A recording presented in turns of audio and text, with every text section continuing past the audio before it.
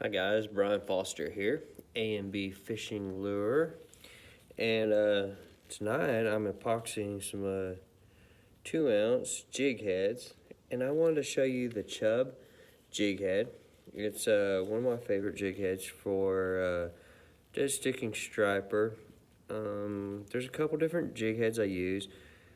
Of course, you know the most popular most people use is the triangle head, which is a great jig head. It's double barred, got a strong collar, pretty heavy, glides through the water good. It's just a common jig head. But the Chub jig head is a favorite of mine. Hasn't gained a lot of popularity yet, but the reason why I like it is because it has a single barb right here. It's got a small profiled collar, and the reason why I like that small profile collar is not so much for myself, but for other fishermen. A lot of people still use a lot of different types of flukes, you know, even if they're not mine. Sometimes you get in a bind, you have to use a split body, or you have to use something with a smaller profile neck on it, even if it's a grub or something like that. That single barb doesn't hardly tear up your plastics near as much. I also like the way this lure glides through the water. It just seems like it has a very natural glide when you are drifting. So it's kind of my own little preference, and even though I use my own solid body flukes on there, I still like this jig head just for the simple fact of it's kind of long. It's just the way it works off there. You can kind of bounce it off bottom. But that's just kind of where I stand with it.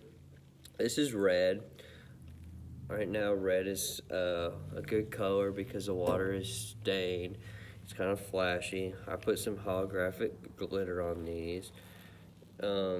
So on these, when I make them, I get them about 300 degrees, add the red paint, and I then proceed in putting the holographic glitter into the paint. I bake them for 2 hours at 325 degrees. That makes the paint super hard, super tough. And I always usually throw one or two on the ground just to test, make sure the paint won't chip, good and solid. That's kind of the key to me.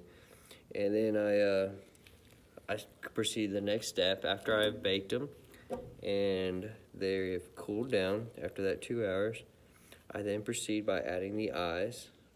Unfortunately, you can't bake the eyes in, but I super glue the eyes on, and then I give them time to cure, usually about 6 to 8 hours.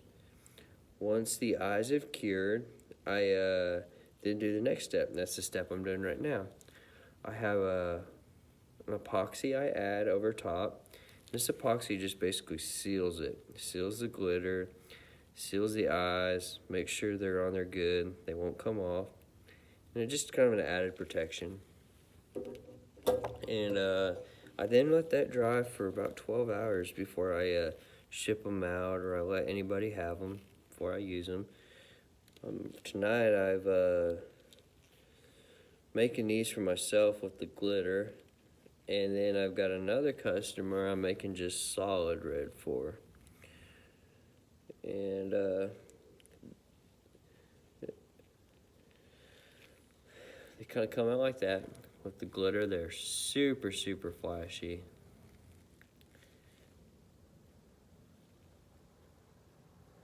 I just cover it real lightly with this epoxy, like I say, and then we'll hang it and it'll dry. Here's the solid red. That one's almost dry. That's the hook. Anyways, that's called the Chub head, jig head. I make them in 1.5, 2, and 2.5 ounces. Of course, 2 is my favorite, especially for drifting right now. I try to drift the boat about 3/4 of a mile, if not a little bit less, So I like a bait that really kind of stays under me. And at 2 ounces, it really works well. Anyways, I hope maybe you learned something. Comment, give me a thumbs up, thumbs down. If you got any suggestions, any questions. And look me up on Facebook. Also look me up on Instagram. It's A_B_Fishing Co. On Instagram. It's A&B Fishing Lure and Guide Service on Facebook. And we do guided striper trips on Texoma. So if you have any questions, any comments, leave them, share away. I appreciate it. Thank you.